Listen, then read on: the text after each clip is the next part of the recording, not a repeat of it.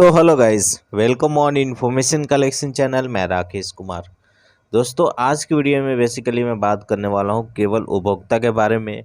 और आज एक आईना है जो कि केबल टीवी के ग्राहकों को जानना अनिवार्य है। दोस्तों, बेसिकली ये इमेज मुझे अलायंस ग्रुप की तरफ से प्रोवाइड कराया गया है और यहाँ पे कुछ केबल ऑपरेटर्स जो कि 2 दशक से 3 दशक से काम कर रहे हैं केबल इंडस्ट्री में, उनके अनुभव द्वारा ये डेटा शीट रेडी किया गया है जो आपके सामने है।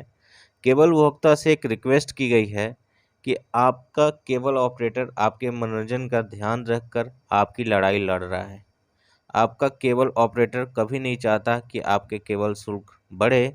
इस लड़ाई में केबल उपभोक्ताओं से अनुरोध है कि आप अपने केबल ऑपरेटर का सपोर्ट करें। सरकार द्वारा समय समय पर केबल शुल्क में परिवर्तन करे गए हैं और सस्ते मनोरंजन को महंगा कर दिया गया है। अगर बात करें साल 1990 के दशक में, आप केबल टीवी के लिए 50 रुपये तक पेमेंट करते थे महीने के। 1995 में 75 रुपये के आसपास पेमेंट लिया जाता था। वही अगर 1995 से 2000 ईस्वी तक की बात की जाए तो 100 रुपये से 150 रुपये तक का केबल टीवी का बिल लिया गया था। उसी के साथ साथ एक और आंकड़ा दिया गया है यहाँ पे, 2000 से 2010 तक ईस्वी जब यानी डिजिटलाइजेशन शुरू हुआ था, तब तक आपको 150 से 200 रुपये तक का भुगतान करना पड़ा था। 2010 के बाद से ऑलमोस्ट डिजिटल हेडन ही शुरू हो गए थे, डैश सिस्टम लागू हो गया था। तो 2010 से 2013 तक 250 रुपये तक चार्जेस लिए गए थे। 2013 से 2022 तक 350 से 450 रुपये तक अभी आपको चार्जेस देने पड़ रहे हैं। अब 2022 में अब मार्च के बाद से पैसा बढ़ने जा रहा है। केबल उपभोक्ता से अनुरोध है कि वो अपने केबल ऑपरेटर का सपोर्ट करें। बेसिकली हो ये रहा है दोस्तों कि ट्राई के नए रूल एनटीओ 2.0 और एनटीओ 1.0 केबल टीवी पे बहुत ज़्यादा हावी हो गया, क्योंकि ब्रॉडकास्टर को जो नए अला काटे नए बुके प्राइस था, उस प्राइस की वजह से केबल टीवी काफ़ी ज़्यादा महंगा हो गया। पहले केबल टीवी में ब्रॉडकास्टर्स उतने चार्जेस नहीं लेते थे, नेटवर्क कैपेसिटी भी नहीं हुआ करता था, तो आप लोगों को सस्ता पड़ता था। सरकार ने ट्राई के नया रूल गठन किया 1.0 2.0, जिसमें नेटवर्क कैपेसिटी फी का गठन करा।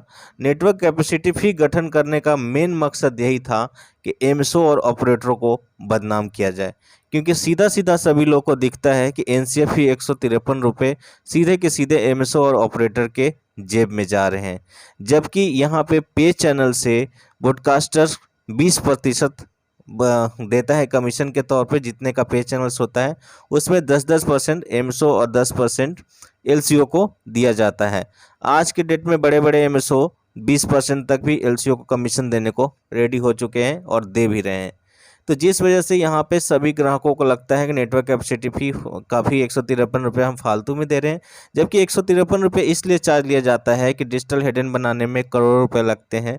ऑपरेटर्स अपने fibre, RF cable, node, amplifier जैसे मैन पावर जैसे सारे खर्चे को मेंटेन करने के लिए उस नेटवर्क कैपेसिटी फी का गठन किया गया था। जब 200 से 250 रुपये की जब बिल लगता था, उस टाइम पे ना ही नेटवर्क कैपेसिटी फी हुआ करता था, ना ही दोस्तों आपको इतना ज़्यादा अमाउंट देना पड़ता था, क्योंकि ब्रॉडकास्टर उस समय चैनल सस्ते देते थे, तो नेटवर्क कैपेसिटी फी की कोई ज़रूरत नहीं होती थी। वो जब 200-250 आपसे पेमेंट लिया जाता था, उस समय 120 से 130 रुपये ब्रॉडकास्टर को पेमेंट किया जाता था, जिससे कहीं ना कहीं केबल टीवी का काम हो जाता था। दोस्तों, ज़माना बदला और ट्राई ने नया टैरिफ रूल यानी कि एमआरपी लाया। एमआरपी लाने के बाद आप सभी के सामने चैनलों के रेट बढ़ा दिए गए, नेटवर्क कैपेसिटी फी को हाईलाइट कर दिया गया, जिससे लोगों को टीवी का बिल काफ़ी ज़्यादा इंक्रीज हो गया है। तो ये अपडेट था दोस्तों कि केबल ऑपरेटर को सहयोग करें, एमएसओ को सहयोग करें, क्योंकि सारे के सारे जो ट्राई और ब्रॉडकास्टरों की काला कानून की वजह से आज ये दिन देखना पड़ रहा है।